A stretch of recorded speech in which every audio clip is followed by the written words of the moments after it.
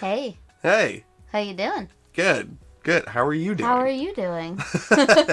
Welcome back to another episode. This is what? Episode 14.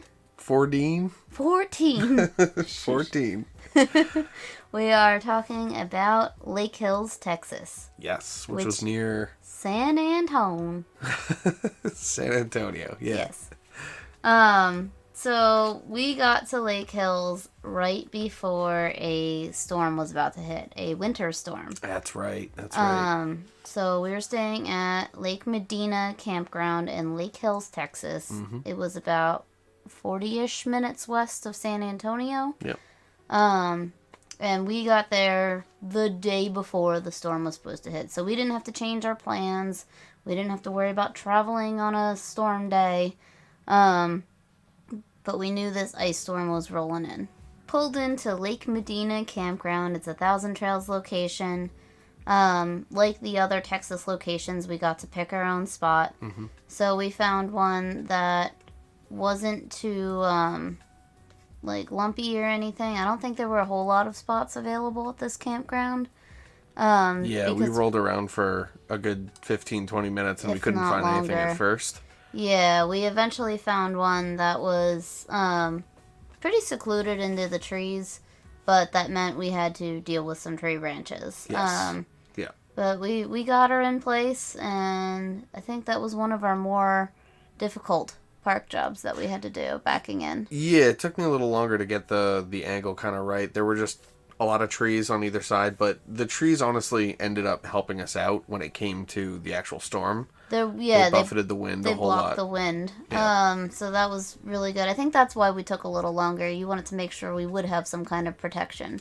Yeah, I wanted to basically... I was trying to face us towards the direction of the wind so that, we weren't, getting hit on the side or something like that of the trailer. It's super important. Hopefully a little bit safer that way. But we got propane the day before. The day we pulled in, we set up, and then we went out right away to get propane. Yeah. Because we knew we would need it, full tanks to get through a bout of cold. Gets real cold if you don't have propane in. Trailers aren't super well insulated, so they're great while it's springtime, fall, and you don't really have to run too much of the heat or the air. But once you need one or the other, you're running it constantly. Yeah. To give you an idea of what we mean by, not very well insulated, too, is because you have a bunch of ports and vents and stuff like that, there's passages in which the air can just get through. The walls are thinner, too. Yeah, walls are thinner. We do have, a good type of insulation on this stuff, but there's, where the water comes in, there's literally a hole where those pipes come in through the... Yeah. So, you can look down and see... the ground. So, that's a good spot. We insulate that with a blanket. There's other spots that we can't insulate. The heater has a hole that goes directly to the outside. Yeah. Our exhaust hood for the stove, those have a hole. The fan has a hole that goes outside. Yeah. But, those things are necessary. So, there's always going to be, heat transfer, stuff like that. So you just have to be able to have propane or electricity to be able to heat your stuff, basically. Oh yeah. But anyway, the storm rolled through. It was Winter Storm Landon. Yep. We in Lakehills didn't get very much. We got rain, some freezing rain. It was a nice sheet of ice just over everything, but It was melted by noon the next day. I just had to heat up my car to be able to get the door open. So thank goodness for remote start. I managed to get a couple flights in, both one with the DJI before the actual storm rolled in. So you can kind of see the cloud cover coming up. And towards the end of the flight, I was flying in an area and it started to have clouds roll in. So it started to get a little misty. And then I flew the Tiny Go around our campsite. Our campsite had all these interesting little trees and stuff, so it was a cool spot to fly, but it was super, super windy, and I was also trying to put the Insta360 Go 2 on it. So it was putting it in a tough situation with the wind and then adding more weight to it. Oh, jeez. But it made for some interesting videos. So you can find those on TikTok and Instagram. Nice. Yeah. Yeah, so that was our first, like, really dealing with winter. We had some cold days in Louisiana, but this was our first winter storm in the South. And compared to Pennsylvania, it was a breeze. Yeah, honestly, it didn't have the same sort of, like, accumulation or lasting effects. Yeah, we found snow other places we went that week. But it was, like, less than a half an inch. Yeah, and this was I mean, all the locals that we ran into, like when we were getting propane and stuff, they said that this was like not normal. Like this was a bad storm for them. Yeah, so that's true. I can imagine it being like normally pretty temperate all winter. Yeah, that's for sure. This was the weird one that kind of hit like everywhere from Mexico to Texas. I think even Florida was having like 18-degree days. So this was the entire South was a little bipolar. It was a little wild. Anyway, after the storm went away, we got to do some exploring. Yeah, we got to explore a bunch of places here, actually. Oh, yeah. We were in San Antonio for 12 days. Yeah. So we got to see and do a lot. So depending on how long it takes us to get through some of these, there might be a part 2 to this episode. Oh, yeah. So we were excited for the weekend, and we finally got out to do some exploring. Yeah. Our first stop was Old Tunnel State Park. Known for bats in the summertime, like August and I think maybe just the general summertime. But there weren't any at the time that we were there. Of course, we're there in winter, which is both the best and worst time to do some exploring. Yes. We realize. Not a whole lot of wildlife, not a whole lot of like color as far as plant life is concerned. Just a lot of like greens and browns between the cactuses, the evergreens, and kind of the general desert and dead trees. But there was also no crowd. We were kind of the only ones there. So that was cool. It's probably safer on the wildlife front too, because like we aren't running into any dangerous wildlife either. That's true, because Texas has some of those scary snakes and whatnot. Yes, the scary snakes. The poisonous ones. Yeah, those are the ones you want to watch out for. But I wrote, people say Texas is a bunch of towns with nothing in between. I can't really say I believe them. We saw green desert and about 100 ranches. Hill country is full of greens and browns as the rocks, canyons, and evergreens stretch out over the horizon. So we got to see a lot of hill country and some great views at this Old Tunnel State Park. You get there and there's like a kind of like a little welcome pavilion area. It's all outdoors, but it has like the signages telling you what to expect and what time of year. And it's kind of like a little amphitheater where people can sit and like listen to and watch the bats as they come out. But there's also a half-mile trail. Yes. Yeah, a slightly longer one. Yeah, no, it was a short half-mile walk. Oh, I thought you were saying that there was a secondary trail.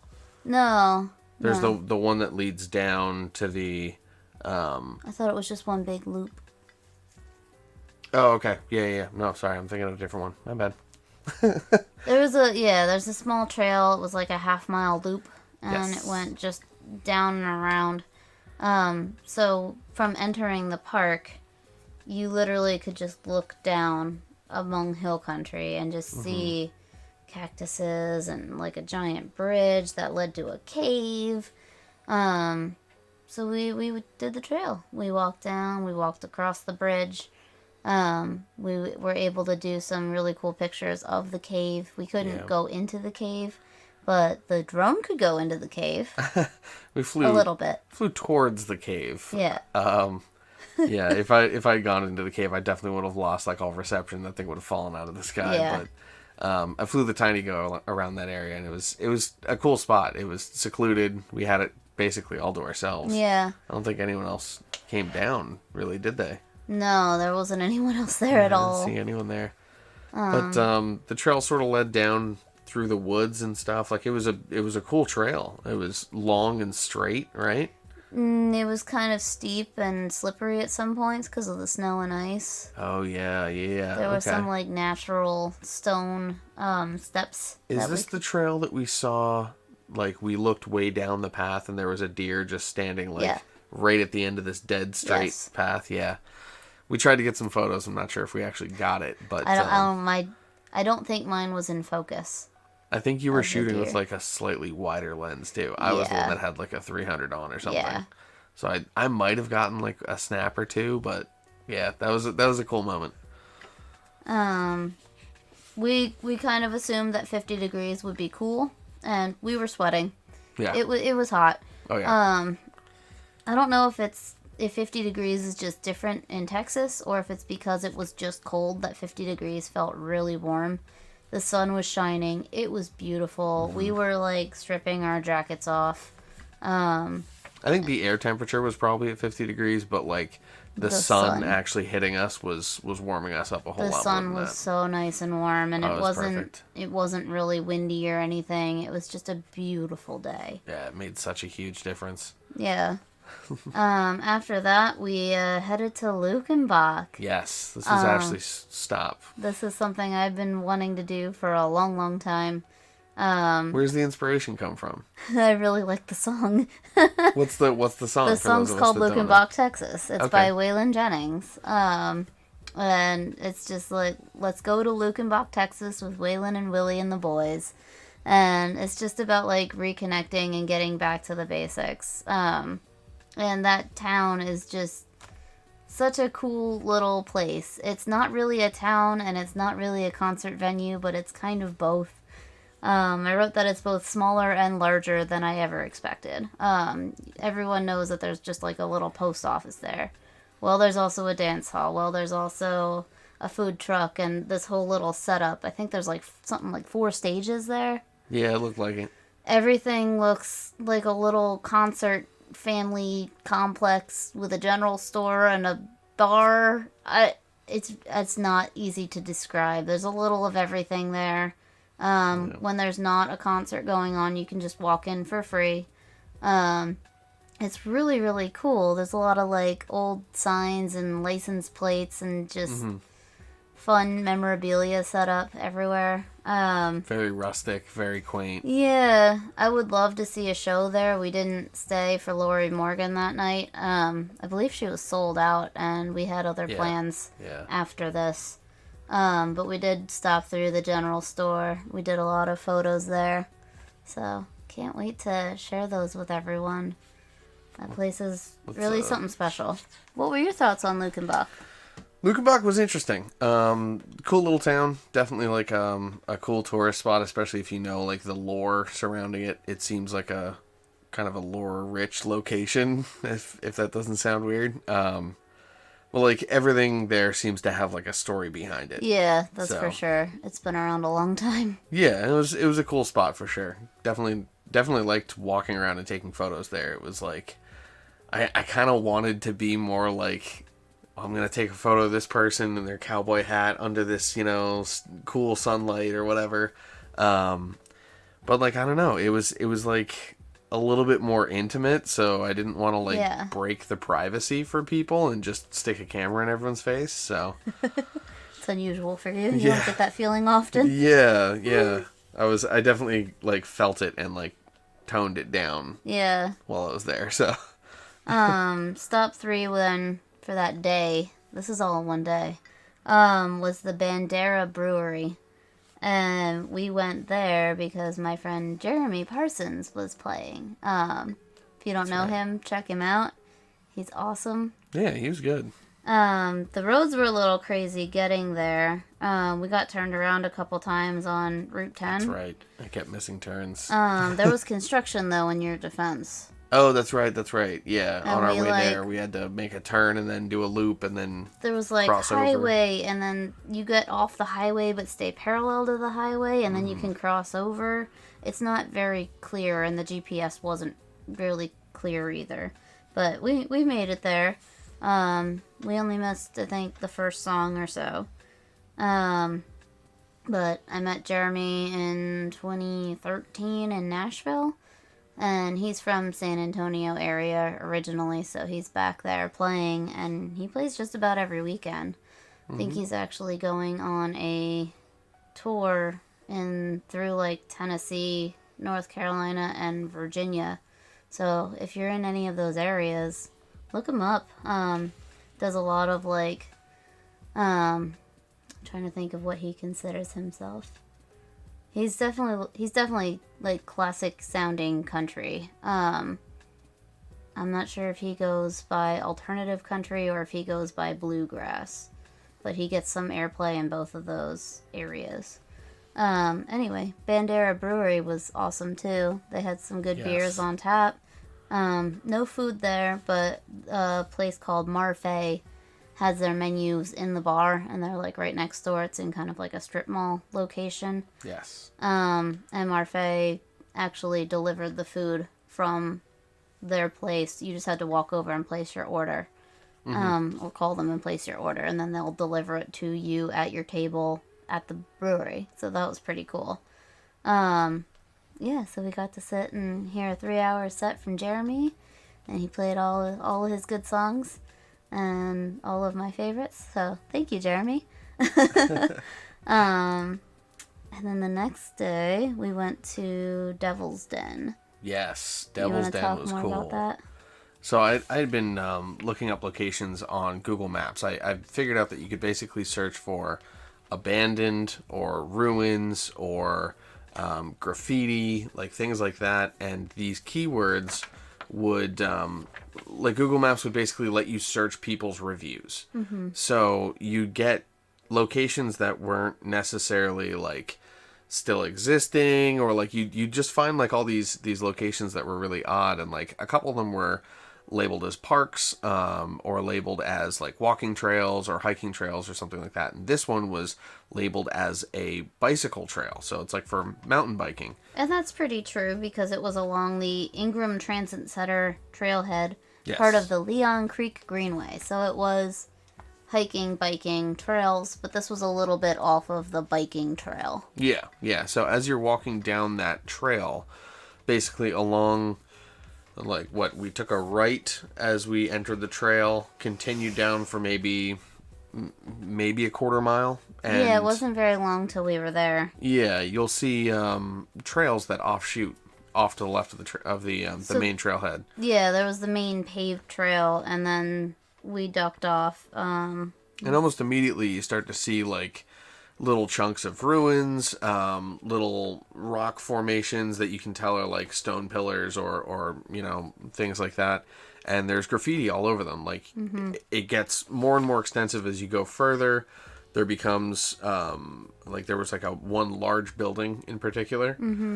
And we walked the trail even past that. There were mountain biking trails off into the woods for a while, and we kind of followed it. I think it was a creek bed. We found for a while. No, that was separate. That was This was giant rocks. We sat on the giant rocks for a little while, and you flew off of the giant rocks. I thought as we there's the building. Yeah. That we walked underneath. Yeah.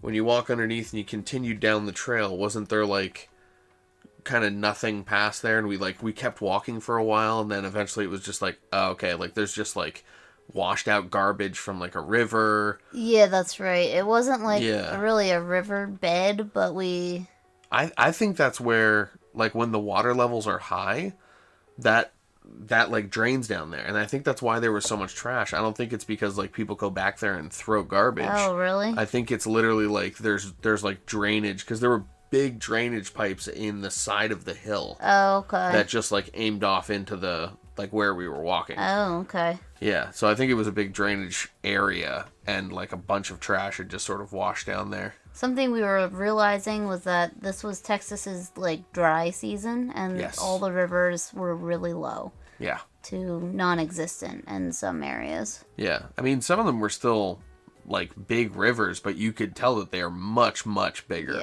when it's, rainy season. I wonder how much of what we walked is actually like what people float in the summertime. Yeah.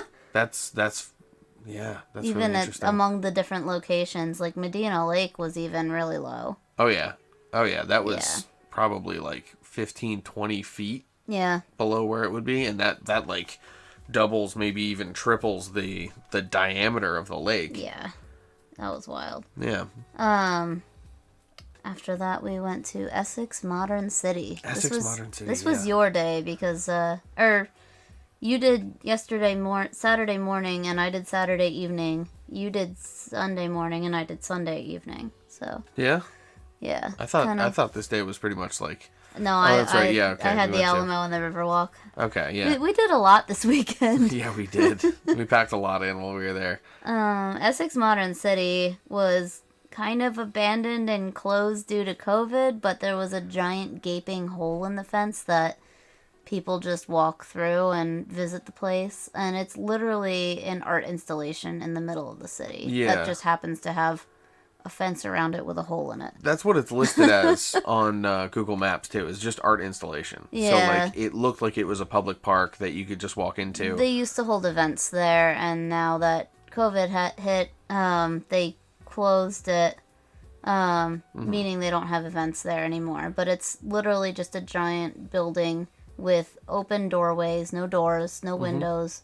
And the panels inside and outside are all painted by different artists, and you can huge murals. See their Instagram handles and everything. It was really cool to see all the different art styles in one place. It made me feel like I was back in art school. Yeah. Oh yeah. And like walking past some of the buildings, like I was poking my head in it, like looking in the windows and stuff like that. It looked like the insides of the buildings were all like art storage. So it's obviously like an art collective space. It was clearly commissioned. It wasn't like graffiti. This had a purpose. There was when we first arrived, the whole reason why we decided to like go in, just seeing that it was like there was a hole in the fence was as we were sitting there, we're like kind of debating it, like, oh, that looks a little sketchy. Yeah. I think what was it? A pregnant lady walked in. Yeah, a pregnant lady walked in. We're both like, well, if she feels comfortable going in there, then yeah, we're probably fine. So, yeah, it turned out, like, as we were walking out, there were people there with their kids, like... Yeah, there were people walking in. They were skateboarding in the place because there was, like, a half pipe in the one section. Yeah, there were grind rails set up and stuff, so they were, like, teaching their kid how to skateboard. Yeah, like, really if cool. people are bringing their kids here, it's not a scary place. Yeah. I flew the drones around. We walked around, took photos. Yeah, it was interesting. Definitely my favorite part was like the art. Yeah. The rest of it was just kind of like, okay, here's some abandoned buildings. I enjoy the abandoned buildings. You do. But some of the art was just beautiful, and we have lots of photos of that. Yeah, for sure. So we can't wait to share it with you in the vlog when the vlog comes out. I thought it was super cool how the one building, like, if we walked in from the bottom here, it was the building in the far top left. Okay. That had the big giant puddle around it. Yeah. We got some cool reflection shots there, but like as we were walking up to that building, I kind of looked underneath it, and it had like a big basement. I just thought it was really cool how like it was hot outside. You know, like we weren't walking around in like jackets. I think we were in t-shirts at this point. Yeah. But like even with the heat, the underneath of the building, like the lower level, which had like, it looked like a big garage door and all this stuff, was like 8 feet deep of water. Like just totally full. Oh, you could just see like this across the ceiling. Oh gosh. It was super cool. Like it just looked like this. Oh, there's, submerged treasure down there or something. Like something that tells the story of what happened in this place. So odd. So we did 2 more things that day, and then I think we'll be cutting and going to a part 2 here. Did we, was this where we tried to go to a couple of burger places? Yeah, we were trying to go to Mr. Beast Burger, and it was like we couldn't find it. It didn't exist where Google said it did. I looked up burger joints, basically. Everything was closed. Everything was closed. So we're looking around for Mr. Beast Burger, and then failing that, there was this like classic burger place Yeah, and they were both just like They non-existent. just didn't exist. Yeah, like it wasn't even like they had No recently signage, closed. nothing. It was like it had been a couple years since they existed. And there. Google still said they were open. I think we looked on Apple Maps then, and Apple said that they were permanently closed. Yes, yeah, that's right. Yeah, Oh so my goodness. we went on a bit of a wild goose chase for wild goose burgers, and we eventually made it downtown, where Yes. we got to see the Alamo, and found our way to food along the Riverwalk. Yeah, so we finally made it downtown, and we got there an hour before the Alamo was set to close. yeah, that was a mad dash. We didn't have to pay or anything to get in. They just let everyone in that was in line. And that was pretty cool. It was, yeah. It was a lot smaller than I thought it would be. That's what everyone says. I kind of knew to expect that. I feel like the legend is just blown up to be like, oh, it's so big. Like, and it was originally a lot bigger, but what's left is fairly small. I think it's because it was small that it's so impressive, because isn't that the one fort that they stood their ground and defended? Yeah, but I mean, I thought that was The town from... like the area that we were in was just the church of the Alamo. Oh, that's true. And I think the Alamo was like, it took up a larger footprint. Yeah, But like that's what true. remains is the church. And I think that was the primary, Yeah, that was where they ended up, like, they were holed up in the church. That was the Yeah. last spot where they fought. Yeah. If I'm not mistaken. But it was really interesting, like getting to see like the process of preservation and like what they're doing to keep it together. Yeah.